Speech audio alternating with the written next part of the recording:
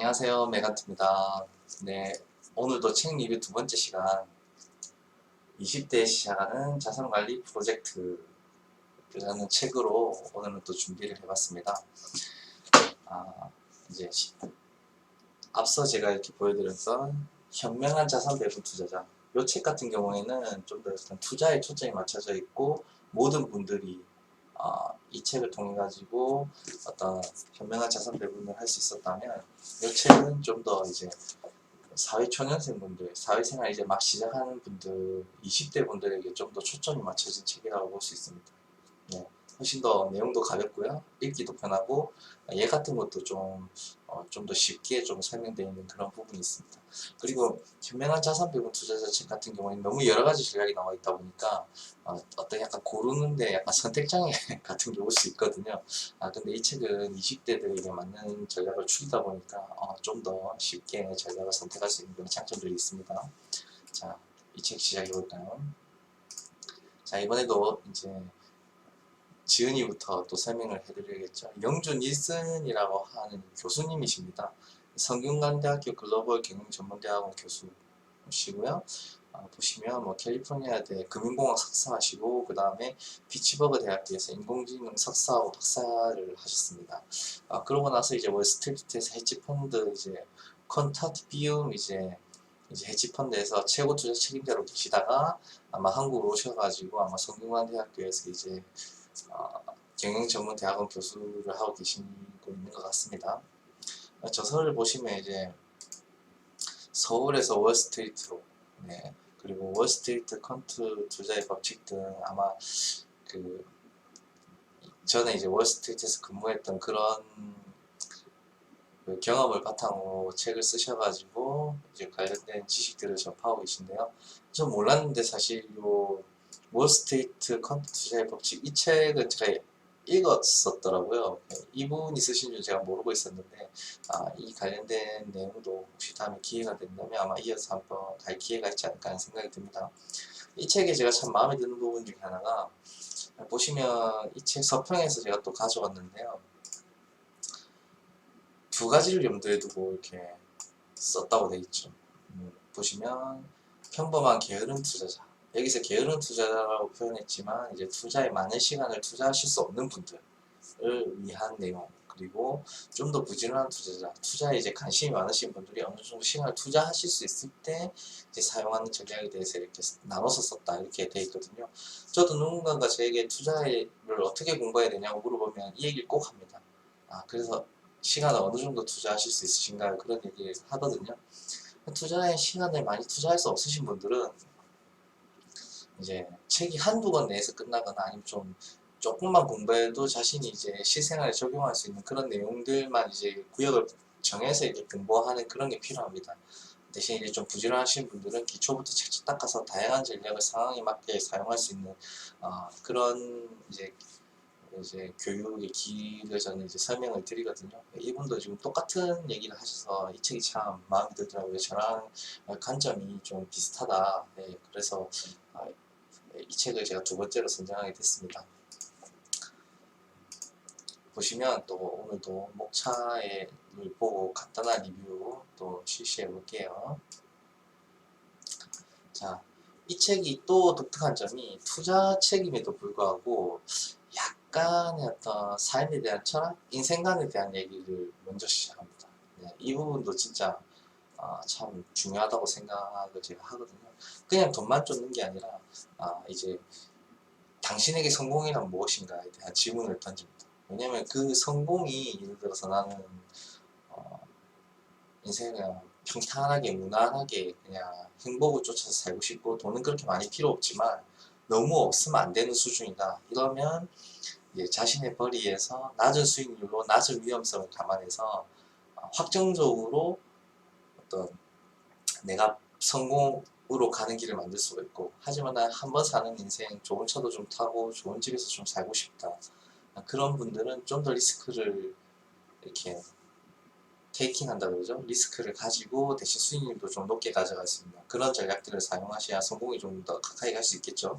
근데 이런 목표 그리고 어떤 성공에 대한 정의를 먼저 내려야 자신에게 맞는 이제 자산 운용이 가능하게 됩니다. 이런 부분도 참 중요합니다. 무조건 그냥 나 돈을 많이 벌어야지 하면 나는 확정적으로 나의 성공을 가져갈 수 있음에도 불구하고 리스크가 높은 전략을 사용해서 그 확정적인 성공을 못하게 되는 경우가 생길 수 있거든요. 그래서 나의 목표 대비 가장 가능성이 높은 전략을 선택할 때 이 성공의 어떤 정의가 매우 중요합니다.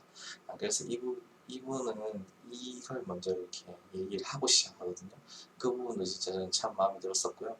이제 그 다음에 가면 이제 전술적 자산 배분을 이제 해보자 이렇게 가는데 이제 이게 과체적화에 대한 내용입니다. 그게 뭐냐면 어떤 투자 전략을 사용했을 때 그 전략이 과거에 맞았다고 해서 과거에 10년 동안 맞았다고 해서 앞으로 10년 동안도 맞을 거한 보장이 없거든요. 그렇잖아요. 과거에 그래 왔으니까 앞으로도 그럴 것이다. 이건 사실 어떻게 보면 누구도 장담할 수 없는 부분이거든요. 그걸 이제 과체적화라는 표현으로 보통 많이 설명을 하는데 과거의 데이터에 최대한의 수익을 낼 수 있게끔 너무 미세하게 조정하다 보면 다음에 똑같이 했을 때 안 맞을 수 있다는 겁니다.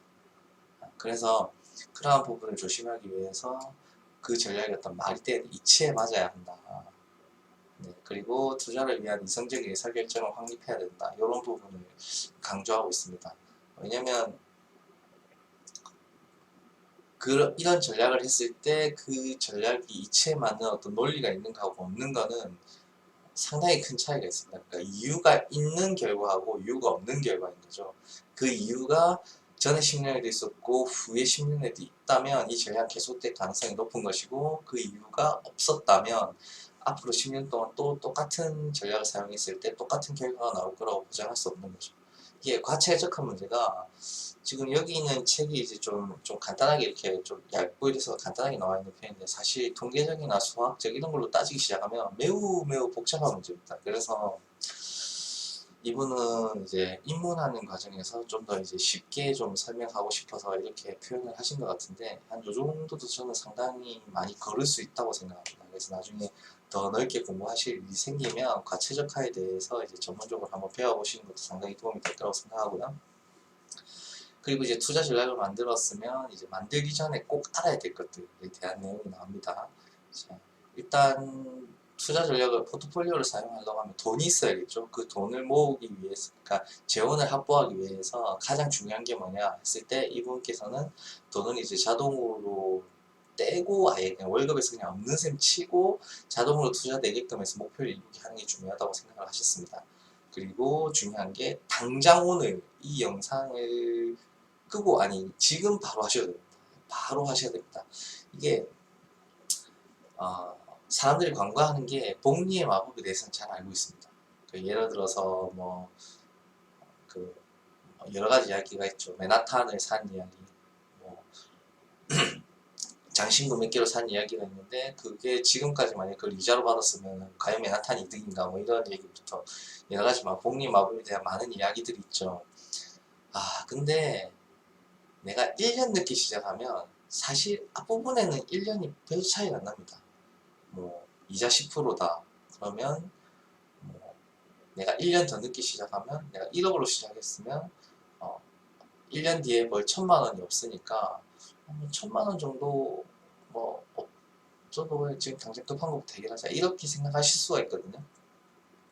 근데 사실은 그게 아닙니다. 예를 들어서 내가 투자를 뭐 30년 40년 할 거면 실제로 내가 1년 늦게 한 것은 30년 투자할 거를 29년 투자한 거거든요. 그럼 29년 뒤에 내 자산이 복리로 늘어나는 상태에서 마지막 1년을 포기한 겁니다. 그러니까 엄청난 차이가 있습니다. 그래서 하루라도 빨리 시작하는 게 중요합니다. 정말 하루라도 빨리 시작하는 게 중요하기 때문에 이 부분을 강조하셨습니다. 그리고 또 은퇴 자금을 이렇게 설정하실 때 뭐 디테일하게 막 이렇게 설정하는 방법도 있긴 한데 이제 간단하게 생각했을 때 보통은 자기 자산의 4% 정도를 매달 써도 매년 써도 이제 내가 죽을 때까지 돈을 쓸 수 있다 이렇게 보통 얘기를 많이 하거든요. 내가 만약에 은퇴할 때 10억 정도 있다. 그러면 이제 매년 4천만 원 정도는 생활비로 쓸 수 있는 사람이 되는 거죠. 네, 이렇게 계산하고 내가 어떤 목표하는 생활에 목표치를 잡으면 좀 더 이렇게 할 수가 있습니다. 근데 제가 좀 더 이제 디테일한 계산기를 제가 만들어 둔 게 있는데요. 혹시 다음에 어떤 저랑 스터디 하는 일이 있거나 저랑 뭐 얘기하실 일이 있으면 제가 이제 스터디 같은 걸 좋아하다 보니까 스터디 같은 걸 많이 하거든요. 그래서 만약에 오시게 되면은 제가 어떤 식으로 설계해야 되는지 한번 알려드릴 날이 아마 있을 것 같습니다. 뭐 구독자가 많아지면은 뭐 모임 같은 걸 할 수도 있는 거고요. 네. 다음 장. 자, 그리고 이게 매우 중요한 이제 너무 당연한 얘기지만 아, 돈이 일하게 하자. 내가 버는 돈을 은행에 넣어두면 이자 요즘에 뭐 1.5%, 뭐 1% 정도 주는데 그건 사실 돈이 그냥 자고 있는 거거든요. 내가 일해서 버는 것만 수입이 아니라 내 돈도 일해서 수입을 받게 하자. 이런 개념을 이제 주입을 해서 돈이 노는 거, 내가 놀면 수입이 없어지는 것 같이 돈이 놀면 수입이 없어진다는 개념을 꼭 장착해서 투자를 하자 이런 얘기입니다. 그리고 가장 중요한 자산 배분은 나에게라고 마지막 챕터를 강조하고 계신데요, 이분께서. 이제 결국 최적의 자산 관리는 자신만 해낼 수 있다. 이런 얘기거든요. 아, 이게 결국에 최고의 어떤 자산 배분, 그러니까 최고의 투자는 자기 자신에게 하는 투자라는 내용을 담고 있습니다. 마지막에.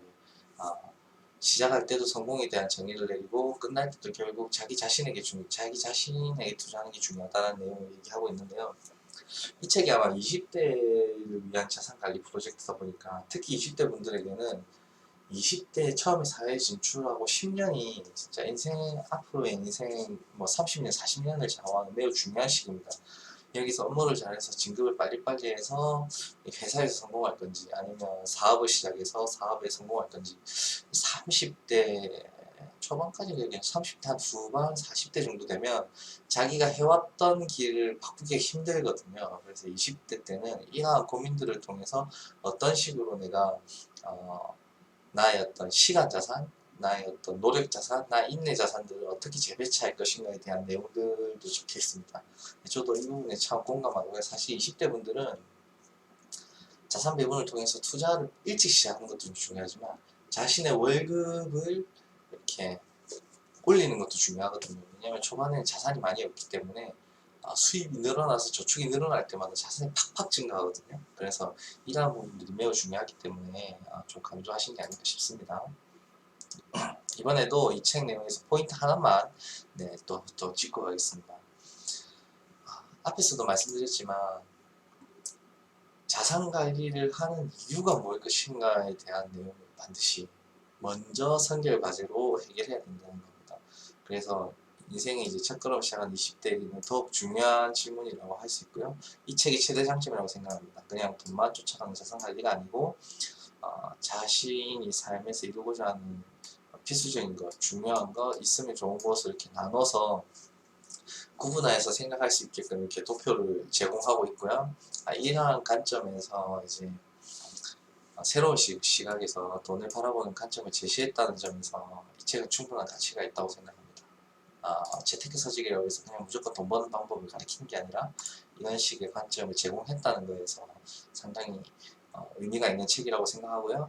여기 보시면 이제 보이즈 오브 앰비셔스, 네, 소년이 야망을 가자. 20대면 이제 사회에 막 이제 진출하신 분들이기 때문에 좀 더 야망을 가지고 좀 더 큰 성공, 자신의 생각한 이상, 자아실현을 위해서 좀 뛰었으면 하는 아마 이런 저자분의 바람이 있지 않을까 그런 생각을 해봅니다.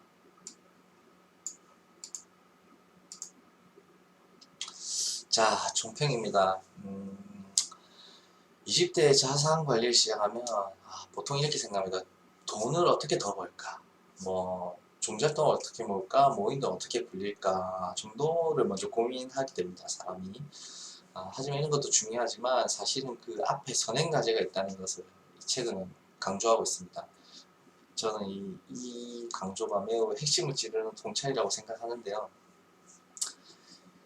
돈은 수단이지 목적이 아니라는 겁니다. 이게 사람들이 모두 다 알고 있지만 한 번씩 망각하거든요. 특히 어떤 내가 자산 배분이나 어떤 투자 계획을 세울 때는 이 부분을 잊는 경우가 많습니다. 돈에 이렇게 너무 집중해서 생각하게 되는 경우가 있는데요. 그게 아닙니다. 우리의 삶의 목적은 돈이 아니기 때문에 행복일 수도 있고 가족일 수도 있고 사랑일 수도 있겠죠. 삶의 목적이 먼저 정의되었을 때 진정한 자산 관리가 시작된다는 거. 요거를 꼭 이 책을 통해서 여러분들이 알게 됐으면 좋겠습니다. 또 한 줄 평을 하자면 이 책은 자산 관리라고 표현을 했지만 사실은 성공이란 무엇인가, 그 성공을 이루는데 자아실현을 이루는데 필요한 수단으로서 돈을 어떻게 관리할 것인가라는 제목이 오히려 더 맞는 것 같습니다. 예, 그래서 20대 분들이시라면 이 책을 꼭 한번 읽고 자신의 자산 관리를 어떤 관점에서 바라볼 것인가를 한번 생각해 보시는 것도 참 좋다고 생각합니다. 그래서 저는 이번에 두 번째 책 추천, 20대에 시작한 자산관리 프로젝트, 네, 이 책을 제가 추천드리겠습니다. 이상입니다. 네, 또 뭐 구독, 좋아요 한번 해주시고요. 구독, 좋아요 한번 해주시고 또 다음에 더 좋은 책으로 찾아뵙도록 하겠습니다. 수고하세요.